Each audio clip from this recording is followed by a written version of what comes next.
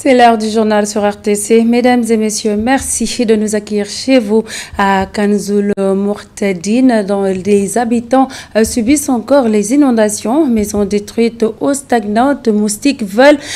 Face à l'inertie des autorités, les jeunes s'organisent pour aider les familles sinistrées. Ils lancent un appel au Khalif, à l'État et à l'association Touba Tchakanam.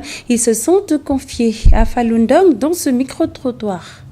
Chaque année, la situation se répète. L'an dernier, une personne est décédée ici. Nous avons contacté la police et les sapeurs-pompiers par téléphone. Ils sont venus l'évacuer. Mais jusqu'à présent, nous ne savons toujours pas de qui il s'agissait. À chaque fois, l'eau stagne autour de nous, dégageant une mauvaise odeur. Les moustiques nous piquent constamment. Je me demande, existe-t-il un service d'hygiène à Touba car personne ne vient pour évacuer cette eau? Nous sommes fatigués. L'eau est arrivée depuis la station Djigitali et la station Nodaro. En passant par Guéranen, tout est inondé chez nous. Aucun bagage n'a pu être sauvé. Les maisons sont toutes endommagées. Nous demandons l'aide de l'État.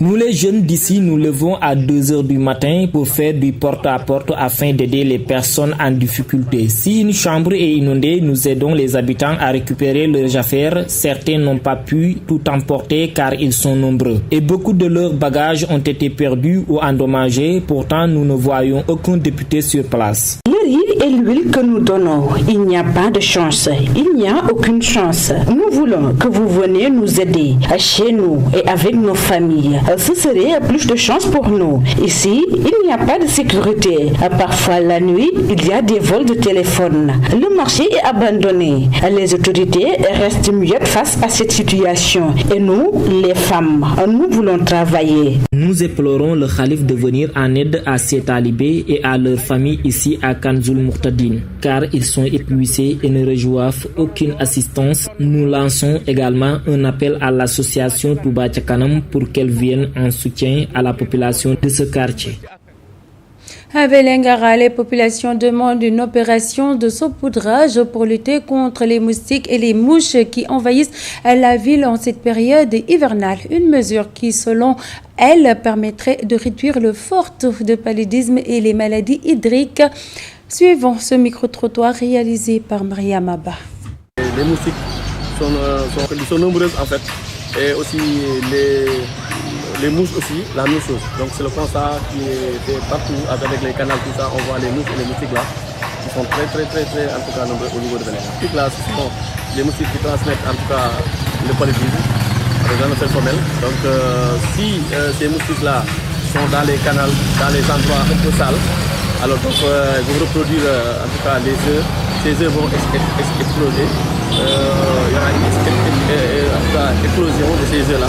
Et ça va développer beaucoup de moustiques. Et ces moustiques-là vont entrer dans les maisons. Ce sont ces moustiques-là qui vont donner le paludisme. On ne dort même pas.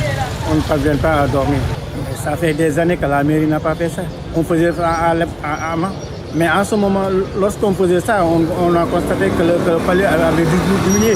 Mais lorsque la mairie a croisé les bras, maintenant, ça commence à multiplier, ça revenait. Ça doit continuer. Vous voyez vous-même, regardez. Vous voyez tout cela. Tous les moustiques maintenant vont dans les maisons, on ne réussit pas à dormir, vous passez la nuit à dormir. Les moustiques nous épuisent et nous piquent matin, midi et soir. La mairie et les services d'hygiène doivent agir pour nous aider. J'adresse donc une demande au maire afin qu'il mette à disposition des produits pour effectuer le saupoudrage, car cela n'a pas été fait depuis 2021. Retour à Dakar au marché Gueule-Tapée de l'unité 8 des Parcelles Assainies. Plus précisément, l'hivernage affiche un nouveau visage inquiétant. Eau stagnant et odeur nauséabonde anime le quotidien des commerçants, menaçant ainsi la santé publique. Lamine Goudjabi y a fait un tour. Il est presque 10 heures au marché Gueule-Tapée des Parcelles Assainies, unité 8. La foule y est dense. À l'intérieur, les vendeurs de denrées alimentaires exercent dans un cadre jugé inapproprié. Le marché est rempli d'eau, accompagné d'une odeur nauséabonde, sans parler des déchets. Donc, si on pouvait avoir de l'aide, ce serait bien. Nous souffrons vraiment dans ce marché durant tout l'hivernage et nous n'avons même pas un endroit où étaler nos produits. Donc, nous lançons un appel aux deux maires afin qu'ils nous viennent en aide. Après chaque pluie, les vendeurs de légumes vivent un véritable calvaire. Nous vendons des légumes, mais dès qu'il pleut, c'est le calvaire. Tous nos produits pourrissent. Certains changent de couleur à cause de l'eau, surtout les navets, les maniocs et même les carottes. C'est très difficile. Installés le long des artères du marché, ces commerçants réclament un site plus digne et mieux adapté. La dalle du marché s'est effondrée depuis longtemps et depuis lors, tous ceux qui s'y trouvaient sont partis parce qu'elle n'a pas été réfectionnée. C'est ce qui nous oblige à nous installer ici. Mais si l'on nous trouve un lieu adapté, nous quitterons cet endroit pour notre bien, car c'est ce que nous demandons chaque jour. Ici, les produits sont souvent étalés à même le sol, en violation des règles élémentaires d'hygiène. En cette période hivernale, avec les eaux stagnantes, la menace devient plus élevée, faisant peser de sérieux risques sur la santé publique. Dans l'actualité de ce lundi également, des conducteurs de forage travaillant pour le compte de la Sénégalaise des eaux rurales ont tenu un point de presse à Dara pour apporter des éclaircissements sur les allégations avancées par le collectif Non à la CDR sur les 176 forages du département de Linguère. Les 91 sont actuellement gérés par la CDR. Mamadou Tian. Des conducteurs de forage du département de Linguère ont fait face à la presse à Dara pour apporter des éclaircissements sur certaines allégations tenues par le collectif Non à la SDR. Malé Diouf porte leur parole. Ce qu'on a remarqué, les conducteurs sont là, les releveurs sont là. Depuis l'arrivée, il y a 12 forages qui avaient des problèmes de pompe. La SDR avait acheté des pompes neuves et le remplace. Le prix de l'eau, ça variait entre 400 et 500 dans les maisons. Mais depuis l'arrivée de la SDR, on a fixé le prix de l'eau à 250 francs. De la SDR, dans le département de Linguère, il y a 176 forages. La SDR n'a pris que 91 forages. Parmi les 91 forages, il y avait 18 qui avaient des problèmes avec la Sénélec sur la facture. Mais la SDR l'a réglé. Ils invitent les autres gestionnaires des forages qui restent à ne pas accorder du crédit aux détracteurs de la SDR. Est-ce que ce que le gars a dit, les forages tombent panne et on fait une semaine ou plus un mois que sans l'intervention, est-ce que c'est vrai? Non. Ce que nous voyons, seulement ce que va dire. La SDR est venue pour l'intérêt des populations. La SDR est venue pour bien faire. Sur les 176 forages du département de la SDR a enrôlé les 91. Les forages qui restent sont priés de se joindre à la SDR pour la bonne fourniture de l'eau en milieu rural.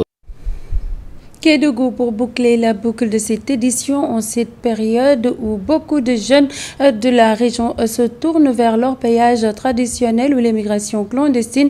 Un jeune a fait un autre choix. Il s'est installé dans son village natal pour cultiver la terre et montrer qu'il est possible de réussir dans son propre pays. Son engagement participe à l'autosuffisance alimentaire fixée par l'État du Sénégal d'ici à 2030.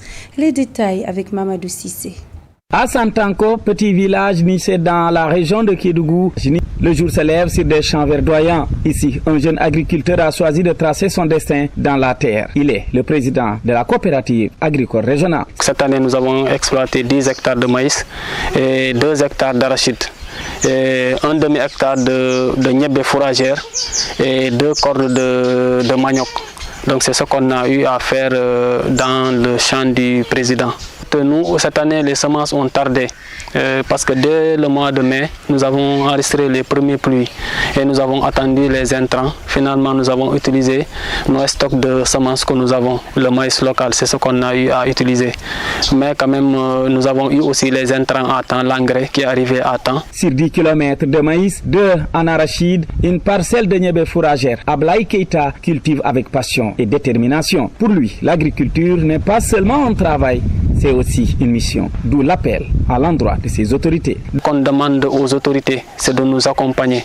Parce que dans la coopérative, il y a plusieurs producteurs et d'autres produits autant que moi ou bien d'autres font une production plus grande que moi, ce que je suis en train de faire. Dans un contexte où beaucoup de jeunes préfèrent partir vers leur péage ou l'immigration clandestine, Ablaye Keita fait figure d'exemple. Sa conviction est simple, l'avenir du Sénégal se joue aussi dans ces villages, à travers des hommes et des femmes qui croient à l'agriculture et en la terre.